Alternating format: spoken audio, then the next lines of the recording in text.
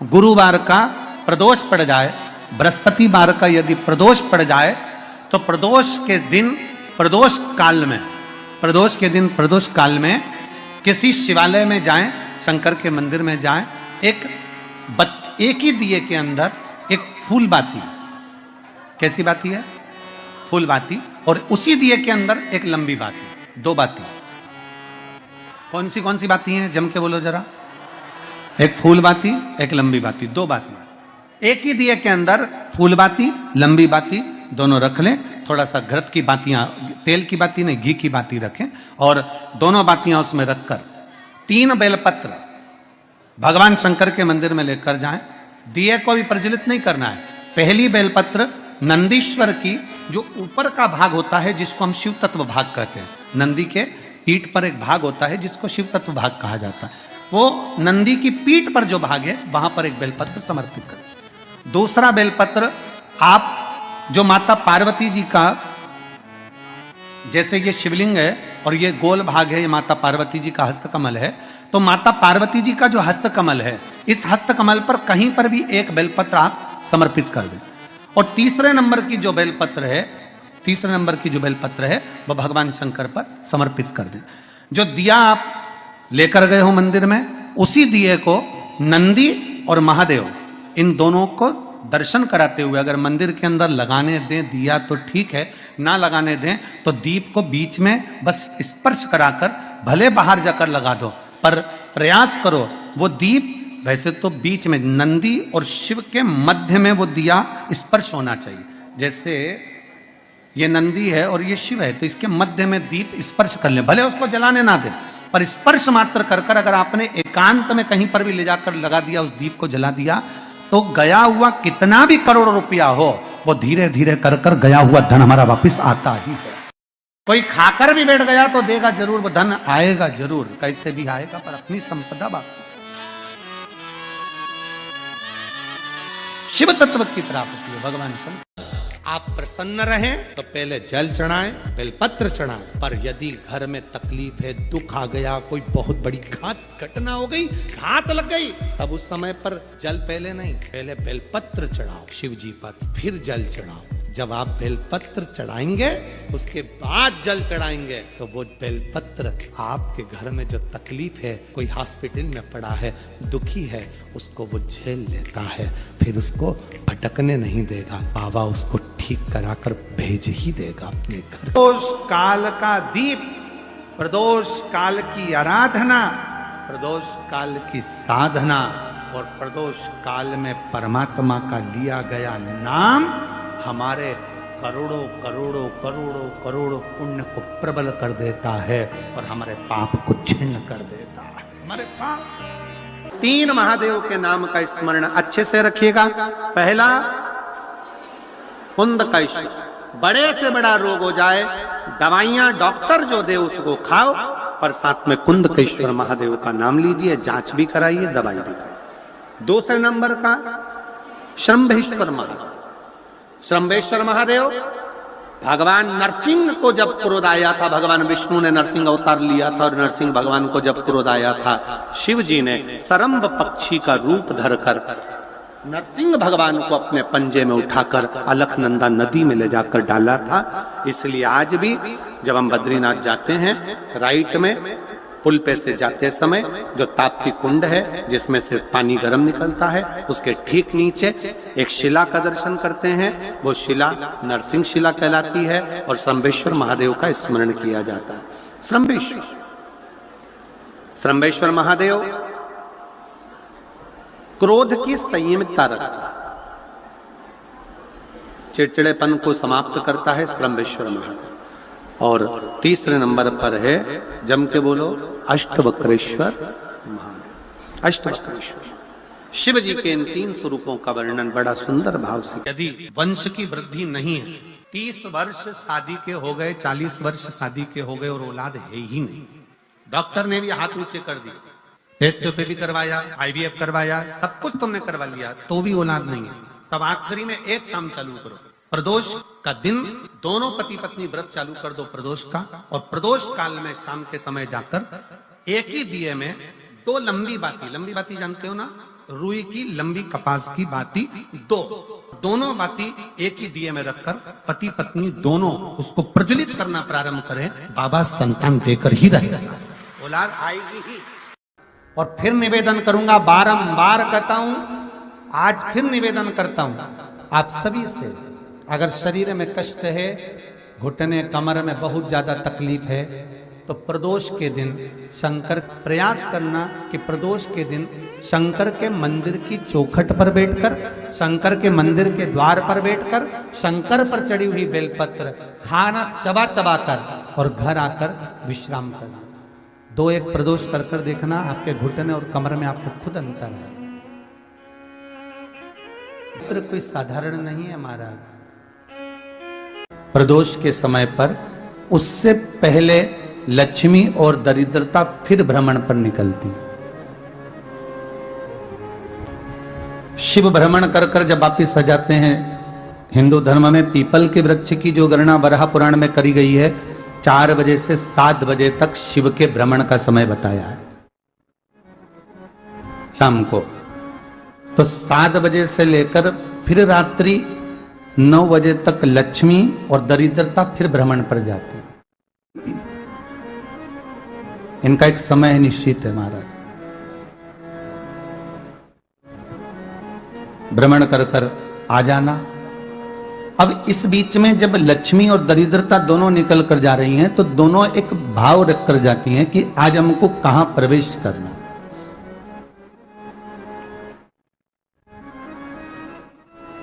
आज हमें किस जगह पर प्रवेश करना है, आज हमें कहां पहुंचना है, आज हमें किस जगह जाना है। और जिस नगर में जिस मार्ग से लक्ष्मी और दरिद्रता निकल कर जाती है, ये दोनों का जब निकलना होता है, इनको स्थान दिया गया जहां पर स्वच्छता हो, घर के दरवाजे पर रंगोली डली हुई हो, द्वार पर जल छीटा गया हो। महाराज, उस द्वार पर लक्ष्मी प्रवेश करती है तो दरिद्रता भी जाने लगती है अंदर। जब दरिद्रता अंदर जाने लगती है तो लक्ष्मी उसको रोक देती है, पहले मैं देखता रहती हूं कि तेरे लिए स्थान है कि नहीं है, तू यहां रुक।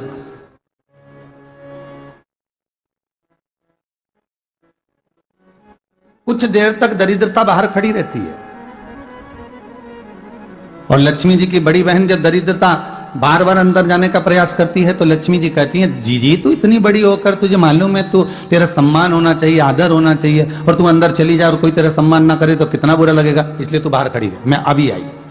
अंदर जाती है और जब लक्ष्मी जी भ्रमण कर लेती हैं, अंदर प्रवेश कर कर आती हैं और प्रवेश कर कर आती हैं तो दरिद्रता पूछती है, चले अंदर? तो लक्ष्मी जी कहती हैं, तुझे मालूम नहीं है क्या जीजी कि जिस घर में मैं प्रवेश कर जाती हूं उस घर में फिर दरिद्रता नहीं जा सकती, क्योंकि ये तेरा वचन था, ये तेरा वचन था। के साथ में हुआ और तुम्हारा विवाह जब दुस्साह मुनि के साथ हुआ, दरिद्रता का विवाह दुस्साह मुनि के साथ हुआ। जब अपना दोनों का विवाह हुआ था तो अपन दोनों ने एक वादा करा था कि जिस घर में लक्ष्मी प्रवेश कर जाएगी उस दिन फिर दरिद्रता नहीं जाएगी, और जिस घर में दरिद्रता प्रवेश कर जाएगी उस घर में फिर लक्ष्मी नहीं जाएगी। अब जब मैं अंदर देख कर आ गई हूं तो तू अंदर नहीं जा सकती, अर्थात लक्ष्मी के चरण जिस घर में पड़ गए उस घर में फिर दरिद्रता प्रवेश नहीं कर रही। चलते चलते फिर दरिद्रता ने देखा और लक्ष्मी जी इसको लेकर गई और लक्ष्मी जी ने देखा कि इसके दरवाजे पर जल नहीं छीटा गया, इसके दरवाजे पर ना रंगोली डली है, इसका द्वार साफ नहीं हुआ है, इसके द्वार पर दीप नहीं है, इसके द्वार पर कलश नहीं है, इसके दरवाजे पर ढेर सारा कचरा पड़ा हुआ है, कोई स्वान कोई कुत्ता गंदगी भी कर कर चला गया है, कहीं बिल्ली ने गंदगी कर रखी है, कहीं जीवों ने कुछ गंदा गिरा रखा है। तो फिर लक्ष्मी जी कहती है, जी अब मैं होकर आ गई थी ना, अब तू जा, तू होकर आ, और दरिद्रता प्रवेश करती है। तो अंदर जाकर क्या देखती है दरिद्रता कि इतनी सवेरे से मैं घूमने इनके दरवाजे पर आई और ये तो सब चादर तान के चकाचक गुर्राटा भर भर कर सो रहे हैं। तो दरिद्रता कह देती है, तुम्हारा भाग्य ही बेकार है, तुम्हें क्या करूं, तुम ऐसे ही सोते रहो। और दरिद्रता गुस्से में बाहर निकल कर आती है, लक्ष्मी से कहती, लक्ष्मी तू इसके घर में जाना ही मत, तो दरिद्रता को कहती है जी जी तेरी बात नहीं मानूंगी क्या मैं? लक्ष्मी जी बोली मैं तेरी बात नहीं मानूंगी, बिल्कुल नहीं जाऊंगी इसके घर में, तू चिंता मत कर। चल आगे चले, फिर आगे बढ़े। ये लक्ष्मी और दरिद्रता का प्रवेश है। आपके घर का द्वार, आपके घर का दरवाजा। फिर निवेदन करूंगा एक बहुत सुंदर बात, हमें महाराष्ट्र से सीखना चाहिए, हमें साउथ से सीखना चाहिए, दक्षिण से।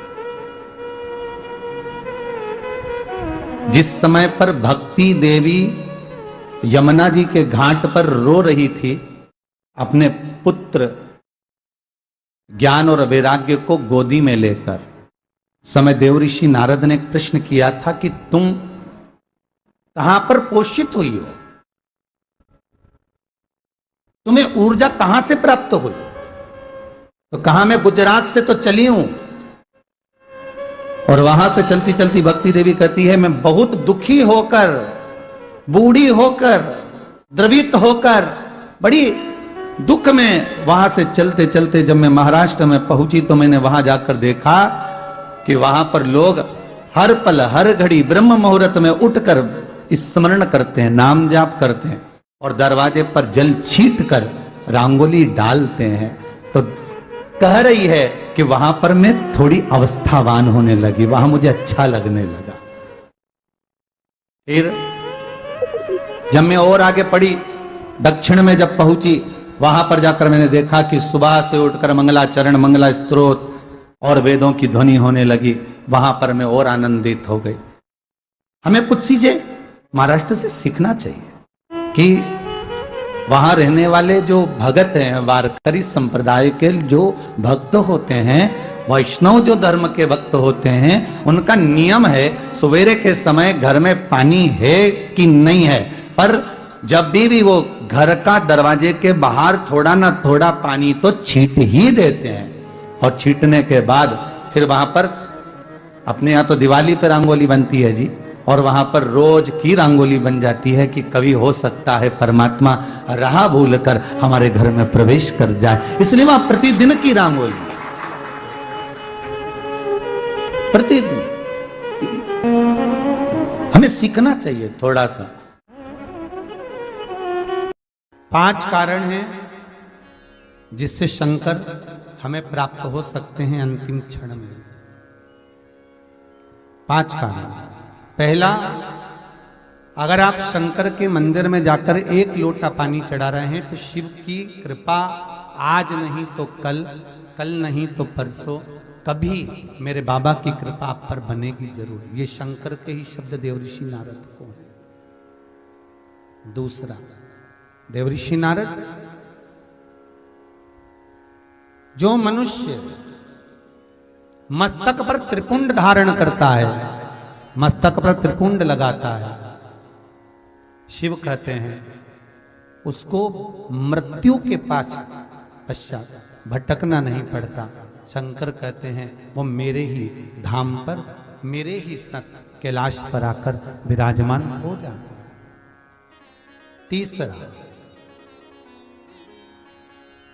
शिव मंदिर के नजदीक में, शंकर के पास में जो बेलपत्र का वृक्ष रोपित करता है, बेलपत्र का या शमी का वृक्ष जो लगा देता है, और वो बेलपत्र शिव को समर्पित होती रहती है, जब तक वो बेलपत्री का वृक्ष लगा हुआ है और उसकी बेलपत्र शंकर को जब तक चढ़ रही है, उसके वंश का कभी नाश नहीं होता है। चौथा कारण कहा देवऋषि नारद, शिव मंदिर की चौखट के सामने से निकलकर जो जीव चला जाता है, शंकर के द्वार से निकलकर शिव का शिखर मंदिर का देखकर जो निकल जाता है, उसका कार्य कभी अटक नहीं सकता। और 5वां कारण शंकर के स्मरण का स्वयं शिव देवऋषि नारद से कह रहे हैं, नारद, मृत्यु का भय होने पर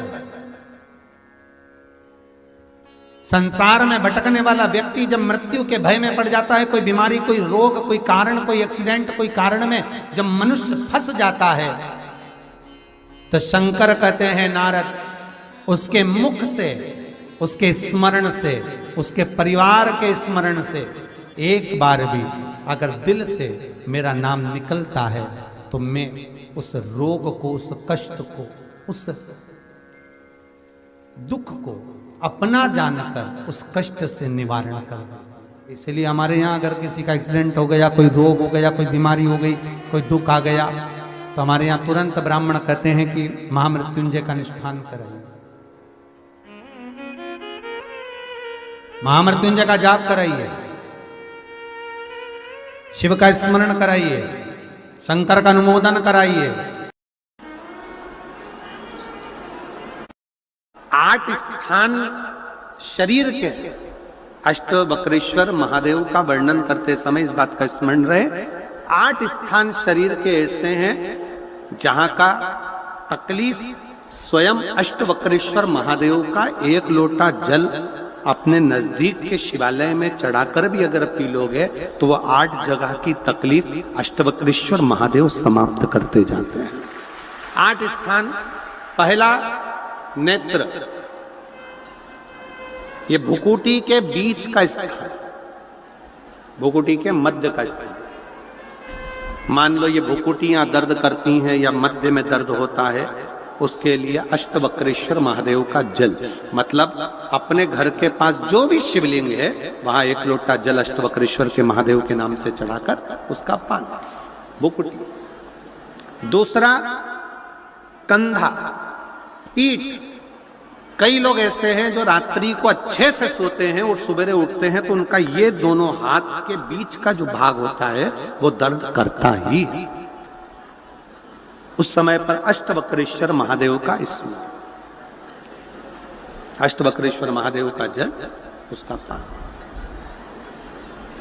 तीसरा, रीढ़ की हड्डी का डॉक्टर बोल दिया कि ये गुरिया खसक गया है, 1 नंबर, 2 नंबर, 3 नंबर का यदि कोई क्रम खसक गया है तो उस स्थान के लिए भी अष्टवक्रेश्वर। आप ऑपरेशन बाद में कराना, डॉक्टर बोल दिया है आप ऑपरेशन कराओ, मना नहीं है, पर एक बार अष्टवक्रेश्वर महादेव के नाम से दुर्वा बेलपत्र चढ़ाकर, जल चढ़ाकर, सुबह में दुर्वा का सेवन, प्रदोष काल में बेलपत्र का सेवन और रात्रि को सोने से पहले जो जल अष्टवक्रेश्वर का चढ़ाया हुआ है उसका पान करिए। आपकी रीढ़ की हड्डी का कैसा भी क्रम होगा वो ठीक होना प्रारंभ हो जाएगा। अष्टवक्रेश्वर,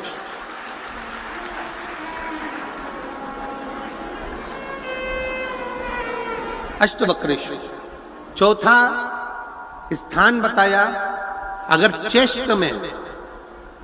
चेस्ट में कोई तकलीफ आती है, चेस्ट में गांठ हो जाए या चेस्ट में कोई प्रॉब्लम खड़ी हो जाए तो उसके लिए भी अष्टवक्रेश्वर महादेव का स्मरण किया जाता है। 2 छोटे छोटे पात्र में जल लिया जाता है, दोनों पात्र का जल एक साथ शिव पर छोड़ा जाता है। चेस्ट के लिए दोनों पात्र का जल छोड़ा जाता है और उस जल का पान नंदी के पास बैठकर किया जाता है अष्टवक्रेश्वर नाम से।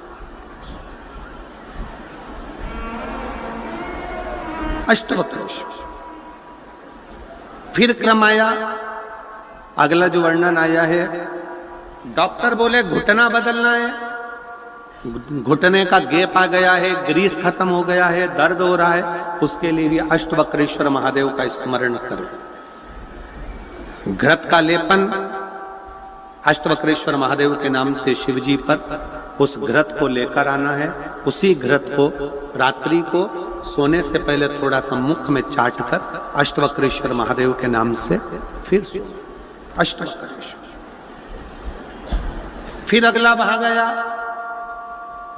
अष्टवक्रेश्वर के अंतर्गत यदि इस गले से जुड़ा हुआ कोई रोग उत्पन्न होता है तो भी अष्टवक्रेश्वर का ही स्मरण किया जाता है। जल का पान अष्टवक्रेश्वर। और 8वें स्थान के रूप में जो पिड़ली के घुटने से नीचे के जो भाग होते हैं उसके लिए अष्टवक्रेश्वर महादेव पर 7 दुर्वा, 7 बेलपत्र, और 7 अक्षत शिव को समर्पित कर कर दुर्वा बेलपत्र का पान 7 दिन तक लगातार उसी भाव में अष्टवक्रेश्वर महादेव का नाम लेकर किया जाता है। अष्टवक्रेश्वर, कभी अगर मौका लगे, शिव की करुणा हो जाए, शंकर की दया हो जाए, आप लोग कभी बद्री विशाल जाएं दर्शन करने के लिए, ऋषिकेश हरिद्वार तक जाएं, तो श्रीनगर गढ़वाल से सुंदर कोहला गांव से 10 किलोमीटर की दूरी पर 8 किलोमीटर दूर तक गाड़ी जाती है, 2 किलोमीटर दूर तक पैदल चलकर आप जहां पर बैठकर स्वयं अष्टावक्र जी ने भगवान शंकर के शिवलिंग की स्थापना कर आराधना करी, ऐसे पवित्र स्थान का दर्शन कर अपने जीवन को धन्य बना सकते हो। बोल अष्टावक्रेश्वर महादेव की। जब विषम परिस्थिति में फंसे हुए हो और ऐसा लग रहा है कि हम बहुत बड़ी समस्या में उलझे हुए हैं और इससे निकल नहीं रहा, या बहुत बड़ा काम है हमारा, हो नहीं रहा, चाहे प्रशासनिक हो चाहे अन्य कोई चीज का हो, कुछ मत करना। एकांत के शिव मंदिर में जाइए। अगर एकांत का शिव मंदिर भी नहीं मिले तो एकांत में कहीं छोटा सा मिट्टी का शिवलिंग का निर्माण करिए, पार्थिव शिवलिंग का निर्माण करिए, पर करना एकांत में, घर के बाहर किसी एकांत में शिवलिंग का निर्माण कर लो। या तो एकांतेश्वर महादेव पर चले जाओ, कोई एकांत में शिव मंदिर हो वहां, या कहीं एक पार्थिव शिवलिंग का निर्माण कर लो, छोटा सा। एक बेलपत्र, बहुत ध्यान से सुनना एकांतेश्वर महादेव का ये वृतांत। जब किसी विषम परिस्थिति में उलझे हुए हो, बहुत बड़ी समस्या सामने आकर खड़ी हो गई है, सबके हाथ जोड़ लिए, सबसे निवेदन कर लिया कि हमारा ये काम कर दो, नहीं हो रहा, सब दूर से मेहनत कर ली है, परिश्रम कर लिया है, परिश्रम तब भी जारी रखना। एक बेलपत्र, एक चावल का दाना, एक सफेद पुष्प, एक शमी का पत्ता, एक छोटी सी दुर्वा। दुर्वा जानते हो सब लोग, जो जमीन पे दूब लगी रहती है, दुर्वा, दुर्वा, एक दुर्वा। वो दुर्वा में बस, दुर्वा में वो जो दुर्वा होती है, कोई कोई दुर्वा एक डंडी की होती है। दुर्वा में बस इतना ध्यान रखना कि दुर्वा एक रहे और उसमें से 2 पत्तियां निकली हुई है। देखिए ना आप लोगों ने, पहले बोलो, जम के बोलो, देखा है ना? दुर्वा एक हो और 2 पत्ती की हो, एक ही कहलाएगी। 2 पत्ती निकली हुई दुर्वा, एक श्वेत पुष्प, शमी का पत्ता, बेलपत्र, चावल का एक दाना। एकांत में कोई शिव मंदिर हो, अगर मंदिर ना हो तो एक छोटा सा पार्थिव शिवलिंग का निर्माण किसी पेड़ के नीचे एकांत में जाकर पूजन कर कर, आराधना कर कर, घी का दीप लगाकर, एक एक सामग्री शिव जी पर अपने मन की कामना कर कर समर्पित करना प्रारंभ कर दीजिए। शुरुआत दुर्वा से करना। दुर्वा के बाद में श्वेत पुष्प, शमी का पत्ता, चावल का दाना और बेलपत्री सबसे आखिरी में बाबा को समर्पित कर कर, हृदय से प्रार्थना कर कर, बाबा से निवेदन कर कर, दीप अगर मंदिर में कर रहे हो तो दीप ठंडा होने का इंतजार मत करना। अगर पेड़ के नीचे एकांत में शिवलिंग का निर्माण कर कर पूजन कर रहे हो तो दीप ठंडे होने का इंतजार करना। दीप ठंडा हो जाए तब भगवान शिव को ले जाकर विसर्जन करना। जो एक बेलपत्री है बस उसको घर लेकर आना, बाकी का सब विसर्जन कर कर आना।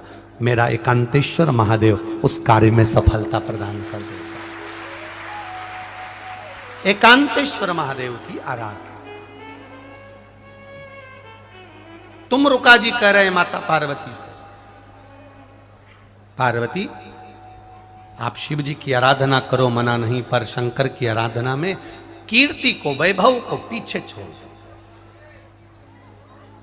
एकांत में बैठा हुआ महादेव, एकांतेश्वर महादेव की मूलता यह कहती है, महत्वता यह कहती है कि आप अपने अहंकार से दूर हो जाओ।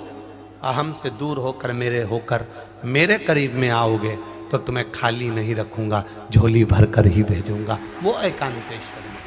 26 प्रदोष में से कोई भी प्रदोष का दिन हो और प्रदोष काल में आप अपने घर से जल और एक हाथ में घी का भरा हुआ दीप लेकर जिस दिन शंकर के मंदिर में जाते हो, शंकर को जल चढ़ाकर हाथ का स्पर्श जलाधारी पर कर कर शिव मंदिर में दीप प्रज्वलित कर देते हो, 26 प्रदोष का पुण्य फल उसी क्षण प्राप्त हो।